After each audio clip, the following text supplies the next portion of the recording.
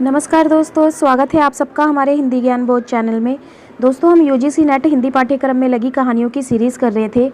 तो आज हम ज्ञान रंजन की कहानी पिता पढ़ेंगे।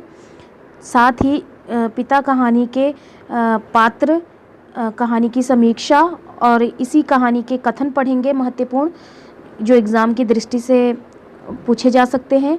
इससे पहले हम ज्ञान रंजन के बारे में थोड़ा सा पढ़ लेते हैं कि ज्ञान रंजन का जो जन्म है 21 नवंबर 1936 है। साठोत्तर कहानी के प्रमुख कहानीकार के रूप में जाने जाते हैं। ज्ञान रंजन के प्रमुख कहानी संग्रह फैंस के इधर उधर 1968 है।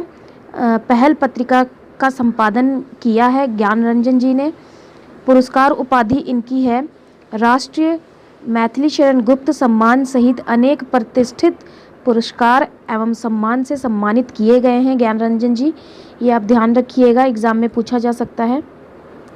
आगे हम पिता कहानी जो 1965 की है, ये पिता कहानी 1965 की है, ये आपने सन ध्यान में रखना है। इस कहानी के जो पात्र हैं पिता, बेटा सुधीर और सुधीर की पत्नी देवा, सुधीर का छोटा बेटा। अब इस कहानी के हम मुख्य बिंदु देख लेते हैं। परंपरागत और आधुनिक जीवन शैली का द्वंद्व है। पिता का पुरानी सोच के साथ जीवन जीने का चित्रण है। वैचारिक द्वंद्व मतलब संघर्ष होता है। नए और पुराने सोच के बीच में जो इस कहानी में संघर्ष दिखाया गया है उसका यहाँ पे चर्चा किया गया है। वैचारिक द्वंद्व के बावजूद प्रेम और जिम्मेदारियों का निर्वहन है। मध्यवर्गीय परिवार में पारिवारिक संबंधों का बदलता स्वरूप है। इसी तरह यथार्थ को दृष्टिगत रखते हुए पिता और पुत्र के संबंधों में आ रही दूरी के समकालीन व्याख्या की गई है। पुरानी पीढ़ी का अतीत से लगाव और नई पीढ़ी का अतीत से मुक्ति का चित्रण है। पिता कहानी ज्ञान रंजन की महत्वपूर्ण कहानियों में से एक है। पारिवारिक संबंधों के बदलते स्वरूप को यह कहानी दर्शाती है। पुरानी और नई कहानी के सोच में आए बदलाव का चित्रण करती है। पिता अपने पुत्र के पीढ़ी से तारतम्यता नहीं बैठा पा रहा। तारतम्यता मतलब होता है तालमेल, नहीं बैठा पा रहा। वहीं पुत्र अपनी पिता के पीढ़ियों को नहीं अपना पा रहा। तो ये मुख्य बिंदु हैं पिता कहानी के, आप इनको ध्यान में रखिएगा। इससे बाहर कुछ नहीं पूछा जाएगा। अगर आपको पिता कहानी के मुख्य बिंदु पता चल गए तो आपको पूरी कहानी पढ़ने की आवश्यकता नहीं है, क्योंकि मैंने पूरी कहानी का निचोड़ यहाँ पे लिखा हुआ है, जो एग्ज़ाम में यही पूछा जाता है। अब इस कहानी की हम समीक्षा पढ़ लेंगे। पॉइंटों में मैंने लिखा है ताकि आपको बेहतर समझ आ सके। पिता कहानी की माध्यम से पुरानी और आधुनिक पीढ़ी में अंतर और उनके बीच का द्वंद्व दर्शाया गया है। द्वंद्व मतलब संघर्ष दर्शाया गया है। पुरानी सोच वाले पिता को आजकल के परिवेश में ढल पाना मुश्किल हो रहा है। आजकल मतलब आधुनिक परिवेश में ढल पाना मुश्किल हो रहा है। कहानी में पिता अपने पुरानी परंपरा अपने बच्चों पर थोप भी नहीं रहे, बल्कि उन्हें आधुनिक युग को जीने की बातें कर रहे हैं, पर खुद को उस वातावरण से दूर रख रहे हैं। जैसे कहानी में एक पंक्ति में पिता यह कहते हैं कि, यहाँ पे जो पिता के द्वारा कही गई पंक्ति है उसको मैंने हाईलाइट कर दी है, पूछा जा सकता है इसीलिए।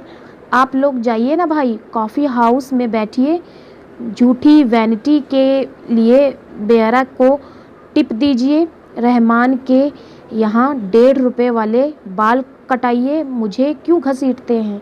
ये पिता का कथन है। इस कहानी में किसी भी पीढ़ी को निशाना नहीं बनाया गया है। पिता अपने बच्चों को आधुनिक बनाने से नहीं रोकते, किंतु उसमें शामिल नहीं होते, और पुत्र पिता को आधुनिक बनाना चाहता है। यह कहानी पिता और पुत्र के बीच दूरी होने के बावजूद उनके बीच एक समझ और द्वंद्व की बात करती है। पिता और पुत्र के मध्य एक प्रेम युक्त और भावात्मक दूरी है। इसके पश्चात दोनों एक दूसरे का ख्याल रखते हैं। दोनों एक साथ रहने के बावजूद साथ नहीं हो पाते। यह उस दौर और समकालीन दौर में प्रासंगिक विडंबना है। पुत्र पिता को सारी सुविधाएं देना चाहता है और वो प्रयासरत भी रहता है, किंतु उन्हें वह सब नहीं पसंद। किन्हें नहीं पसंद? पिताजी को नहीं पसंद। जैसे कहानी की पंक्ति देखिए, ये भी पूछा जा सकता है। तो यहाँ पे पिताजी आराम से पंखे के नीचे सोए, गुस्लखाने में खूबसूरत शावर में स्नान करें, लड़के द्वारा लाए गए खाद्य सामग्री का स्वाद लें, दिल्ली एम्पोरियम की बढ़िया धोती पहने, किंतु पिताजी को यह बातें कतई पसंद नहीं है। पुत्र पिता से बड़े प्यार से कहता है, मोहल्ले में हम लोगों का सम्मान है, 4 भले लोग आया जाया करते हैं, आपका बाहर चौकीदारी की तरह रात को पहरा देना बड़ा ही भद्दा लगता है। ये पुत्र का कथन है पिता के लिए, जो बड़े ही प्यार से कहता है। पिता अपने पुत्र के वैवाहिक जीवन में कोई खलल न पड़े, इस विचार से बाहर सोना पसंद करते हैं। पिता के लाख मना करने पर पुत्र पिता से हमेशा आग्रह करता रहता है, इस मनाही से उसका हृदय कभी टूटता नहीं। इस कहानी में ज्ञानरंजन जी ने पिता पुत्र के संबंध की वास्तविक पहलुओं को उजागर किया है। दोनों के बीच प्रेम और चिंता करते हैं, पर कभी जाहिर नहीं करते, जो कि इस परिवार में विद्यमान है। कहानी में कहीं भी दोनों के संबंध में कोई खटास नहीं दिखी। घर के बड़े बुजुर्ग अपने बाकी जिंदगी समय बिताने का कार्य में लगा देते हैं। ज्ञानरंजन जी ने 2 पीढ़ियों के बीच के आपसी वैमनस्यता न दिखाकर दोनों को भावात्मक रूप से एक दिखाया है। आपसी वैमनस्यता का अर्थात होता है कि दोनों के बीच में मनमुटाव न दिखाकर दोनों के बीच में भावात्मक रूप को दिखाया है।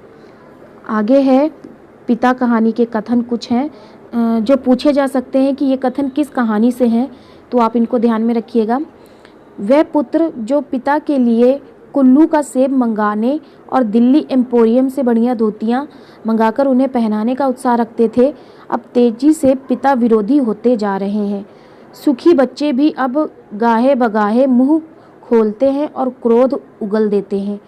आप लोग जाइए ना भाई, कॉफ़ी हाउस में बैठिए, जूठी वैनिटी के लिए बेरा को टिप दीजिए, रहमान के यहाँ 1.5 रुपया वाला बाल कटाइए, मुझे क्यों घसीटते हैं, पिताजी का कथन है। उसके बाद अगला जो कथन है, बाहर रहकर बाहरी होते जा रहे हैं। मौसम की गर्मी से कहीं अधिक प्रबल पिता हैं। उसे लगा पिता एक बुलंद भीमकाय दरवाजे की तरह खड़े हैं, जिससे टकरा टकरा कर हम सब निहायत जिद्दी और दयनीय होते जा रहे हैं। पूरा शहर कभी नहीं सोता या मरता। तो ये इस कहानी के कुछ कथन हैं, ध्यान रखिएगा इनको। पूछा जा सकता है ये कथन देके कि किस कहानी से लिया गया है। तो उम्मीद करती हूँ आज का वीडियो लेक्चर आपको पसंद आया होगा। अगर आप हमारे टेलीग्राम चैनल और व्हाट्सएप ग्रुप के साथ जुड़ना चाहते हैं तो डिस्क्रिप्शन में लिंक दे रखा है। और दोस्तों, ये कहानी की सीरीज़ के साथ साथ मैं अब एक नाटक की सीरीज़ भी शुरू करने वाली हूँ, क्योंकि एग्ज़ाम अब ज़्यादा दूर नहीं है, कभी भी नोटिफिकेशन आ सकता है ऑफिशियल NTA की वेबसाइट पे, तो मैं तुरंत ही आपको अपडेट करूँगी। लेकिन आपने अपनी तैयारी फुल ऑन रखनी है ताकि एग्ज़ाम के समय आपको कोई दिक्कत ना हो। बस रिवीजन करते रहिए, MCQ लगाते रहिए, PYQ लगाते रहिए।